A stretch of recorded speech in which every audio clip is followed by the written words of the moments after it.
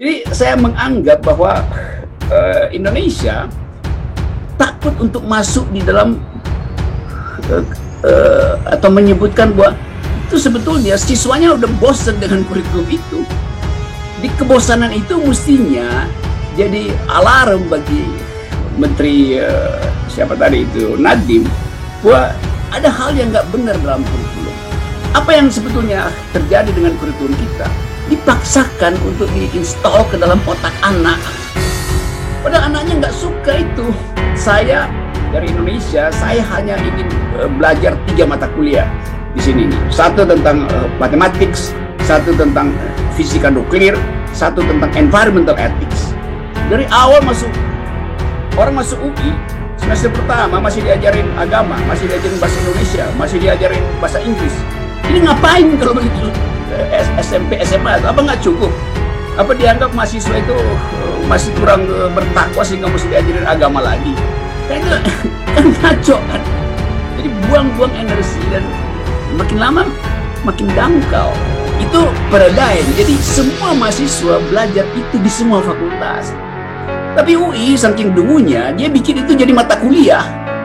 Jadi sekali lagi kita ada di dalam keadaan yang tidak tegas, termasuk Menteri Pendidikan masa PSBB itu. Orang bosan belajar di rumah itu. Kan mestinya Menteri cari akal untuk menerangkan dengan cara lain hubungan antara fisika, ekologi, dan ilmu sosial misalnya. Terima kasih sudah klik video ini. Jangan lupa tekan tombol subscribe untuk bergabung. Dalam hitungan saya persilahkan kalian untuk tekan tombol subscribe. 10, 3, 2, 1. Saya ucapkan selamat bergabung dalam channel ini. Saya ngajar, tapi kalau contoh dari saya sendiri contoh buruk dari sistem pendidikan itu. Karena saya berantakan studi saya itu sebetulnya itu. Ya, coba saya ingat-ingat dulu ya. Saya pertama kali kuliah itu di Fakultas Teknik jurusan Elektro. Mahasiswa saya pertama Fakultas Teknik itu. Hanya karena ingin tahu apa sebetulnya abstraksi dari atom itu. Bagaimana turbin itu bisa diputar dengan kompresi itu. Jadi soal-soal semacam itu kemudian saya belajar di Fakultas Teknik. Saya masih ingat juga buku fisika yang tebalnya 600 halaman itu. Di belakangnya ada latihan soal dan dosen itu harus uji mahasiswanya. Setiap kuliah itu paling nggak 2 soal mesti dipaparkan di papan tulis dan kita mesti bahas di situ dan selesaikan teoremnya itu. Dan itu dulu belum ada bahasa Indonesianya itu. Jadi di dalam bahasa Inggris buku tebal itu, sehingga mesti memperhatikan logik dari ilmu fisika. Di situ saya dapat pengertian bahwa fisika itu bukan ilmu pasti, karena dia berkembang berdasarkan paradigm itu.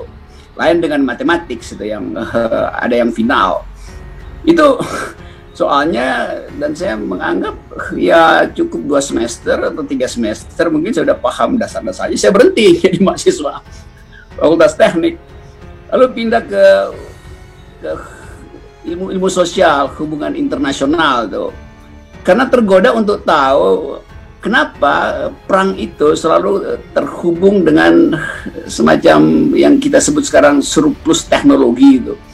Jadi saya mulai pelajari kalau orang kelebihan teknologi maka dia tergoda untuk perang. Ini saya masuk di hubungan internasional tuh. Dan udah itu juga nggak selesai, itu jadi berantakan lagi tuh karena menganggap ya sudah ngerti lah. Lalu saya belajar apa lagi ya, Fakultas Hukum tuh. Masuk Fakultas Hukum untuk tahu yang disebut kausalitas di dalam hukum pidana. Dan di dalam Fakultas Hukum saya belajar tentang perlunya matematik di dalam ilmu hukum untuk menghitung hukum waris Islam justru. Dan kita tahu hukum Islam itu pelajaran yang sulit dan jarang orang yang lulus 2-3 kali sering mengulang. Nah saya 1 kali lulus itu, jadi saya anggap oke, saya sudah ngerti itu. Lebihnya saya bisa belajar sendiri. Apalagi saya kemudian belajar filsafat itu. Dan satu-satunya sebetulnya yang saya selesaikan cuman di jurusan filsafat. Itu pun udah tinggal 1 minggu mau DO, terus dosen saya bujuk-bujuk. Saya bilang saya nggak perlu lulus, saya cuma ingin tahu. Dibujuk-bujuk, jadi dikasih deadline dalam 1 minggu kalau tidak bikin skripsi DO. Saya bilang oke, saya hanya perlu 4 hari itu. Jadi saya tulis skripsi dalam 4 hari itu. Dan itu mendebarkan orang. Tapi yang saya mau terangkan sebetulnya adalah sekolah itu adalah sekedar pusat olahraga otak, tempat berpikir. Kalau udah mengerti, nggak perlu terusin sekolah. Itu saya sering mengatakan, walaupun kemudian saya mengajar metodologi, logik, dan macam-macam itu di jurusan filsafat di UI itu. Lalu saya 15 tahun, lalu saya berhenti juga mengajar karena udah bosan aja itu. Jadi pengalaman saya dengan pendidikan adalah kebosanan.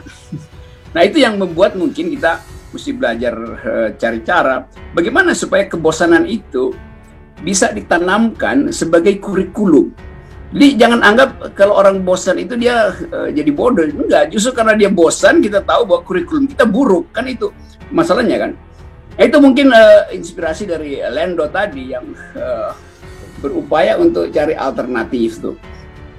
Jadi kalau tadi Indra terangkan soal STEAM, Science, Technology, Engineering, lalu Art, dan Mathematics, saya kira saya penuhi itu semua tuh, karena saya belajar teknologi, belajar Science, saya belajar Mathematics, dan saya belajar Art itu. Tetapi itu bukan ukuran sebetulnya, karena problemnya adalah seluruh huruf itu STEAM dia justru mesti menimbulkan STEAM, menguapkan pengetahuan. Dan STEAM artinya dia sama seperti kita ingin menyimpan energi, kita bisa ambil air lalu kita uraikan jadi atom hidrogen dan jadi molekul oksigen. Jadi statusnya STEAM gitu. Jadi diuapkan. Nah kita di sini sekarang kemampuan menguapkan pikiran itu nggak ada, yaitu abstraksi. STEAM itu kan mengabstraksikan tuh, supaya molekul-molekul itu kita pelihara di dalam konsep abstrak. Kita bisa turunkan kembali. Kalau kita perlu listrik baru ya kita turunkan status hidrogen dan oksigen, kembalikan dalam status air untuk membangkitkan listrik. Nah itu pelajaran logik sebetulnya itu. Jadi saya menganggap bahwa Indonesia takut untuk masuk di dalam atau menyebutkan bahwa itu sebetulnya siswanya udah bosan dengan kurikulum itu.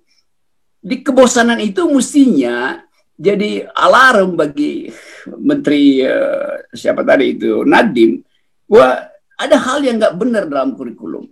Apa yang sebetulnya terjadi dengan kurikulum kita? Dipaksakan untuk diinstal ke dalam otak anak, padahal anaknya nggak suka itu.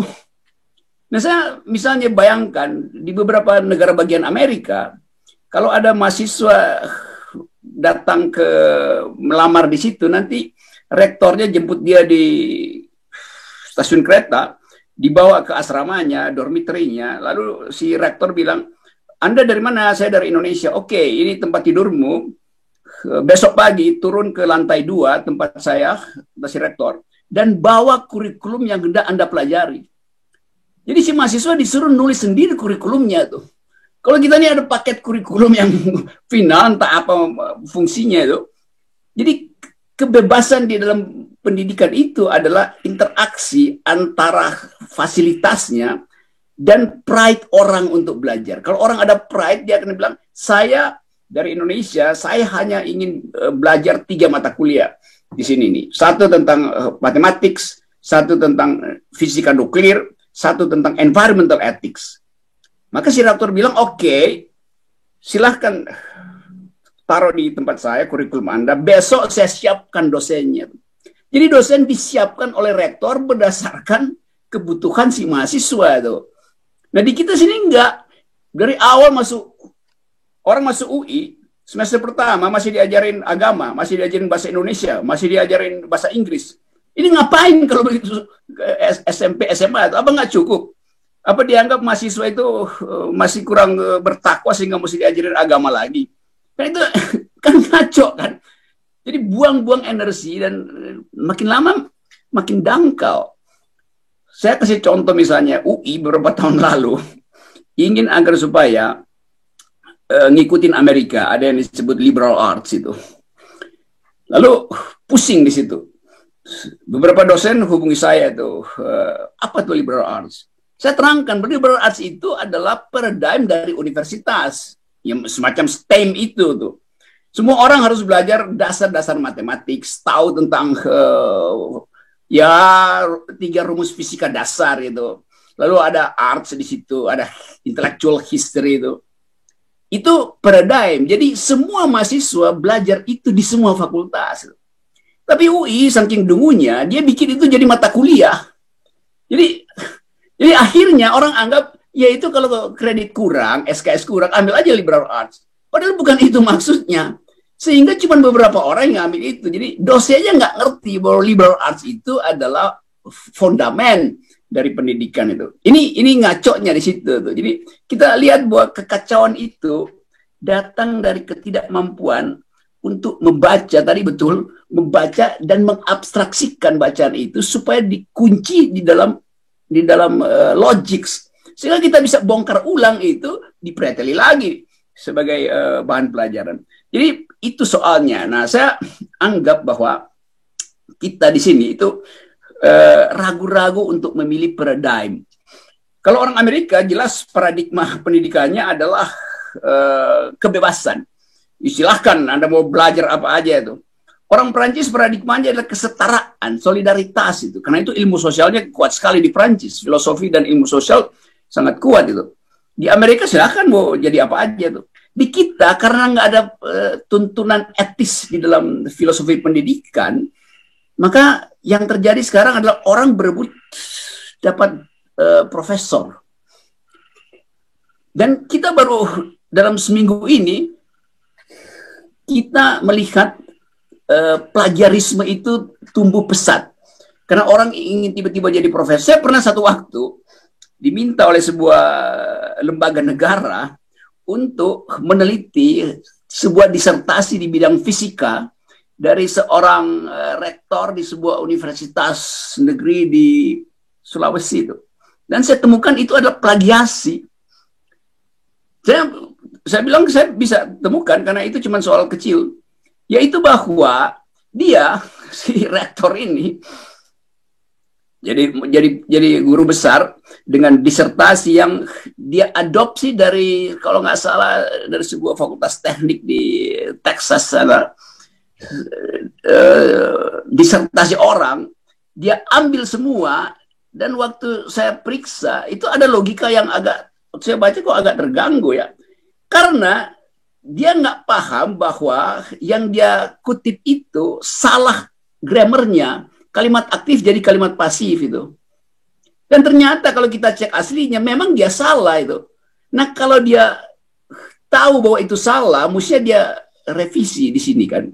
Dia terjemahkan dengan cara yang salah, maka dengan mudah kita tahu lu sebetulnya cuma copy paste, bahkan kesalahannya pun lu copy paste. Jadi ketahuan ini hanya untuk dapat gengsi sebagai profesor.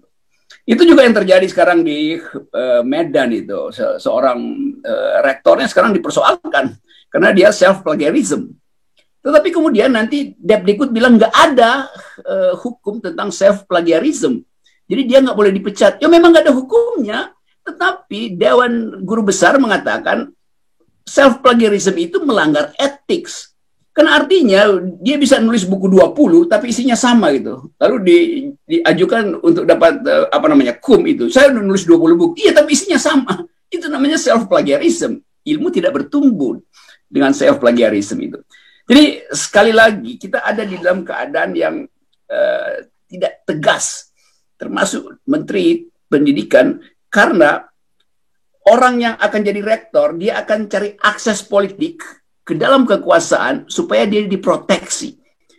Diproteksi dari apa? Diproteksi dari kritik komunitas profesor, komunitas akademis yang tidak menyetujui status intelektual dia itu. Jadi dia menjadi intelektual karena diproteksi oleh politik, kan ajaib kan? Dia mestinya jadi intelektual karena diproteksi oleh komunitas yang berpikir tuh, bukan oleh politisi. Jadi sekali lagi ini soal kita, dan saya anggap bahwa PKS selalu ingin cari model yang radikal di dalam upaya untuk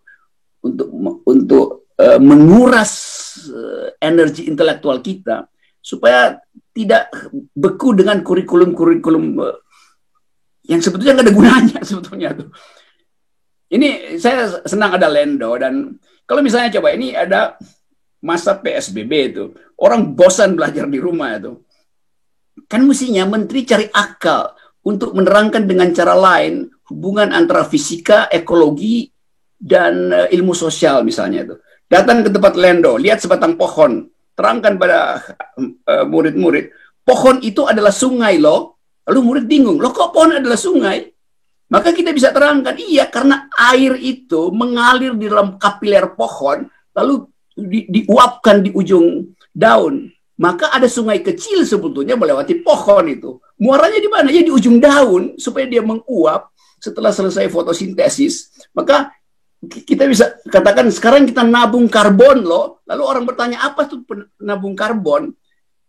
Nanti ibunya juga tergerak untuk Google, apa sih karbon trading itu tuh? Apa sebetulnya sungai di dalam kapiler pohon itu? Jadi sekarang kan anak disebut sungai itu yang mengalir menuju laut. Ya itu sisa dari pohon, maka pohon bilang oke, pergi ke laut. Tapi sungai sebetulnya ada yang lewat di pohon itu sampai ke dari akar sampai ke ujung pohon. Itu menimbulkan logika baru tuh. Jadi anak didik dipaksa untuk dia berpikir sendiri tentang kenaturalan dia itu. Nah sekarang kurikulum kita itu menjauhkan itu dari anak-anak. Sehingga sebetulnya kita ada di dalam post natural nature itu. Nature yang pasca natural. Dihadapkan dalam problem-problem berpikir, kita gagal untuk menemukan apa yang sebetulnya ilmiah di dalam penjelasan akademis. Jadi yang ilmiah itu datang karena kuriositas si anak sendiri. Dia temukan sendiri, oh ini ilmiahnya tuh. Jadi bukan yang diajarkan oleh dosen, yang kadang-kala dosen, kan kita tahu ilmu pengetahuan berkembang setiap 8 jam pada perubahan teknologi. Maka profesor yang 8 jam lalu tidak membaca misalnya Scientific American, itu pasti langsung jadi dungu. Masuk kelas dia udah nggak tahu bahwa 8 jam lalu yang dia terangkan itu udah obsolete gitu. Jadi saya kira itu sebetulnya. Dan yang lebih penting sebetulnya adalah kita belajar tentang intellectual history. Sejarah penemuan, sejarah alam pikiran, itu yang nggak ada dalam kurikulum kita. Saya kira itu pengantarnya. Terima kasih ya, maaf ini ya.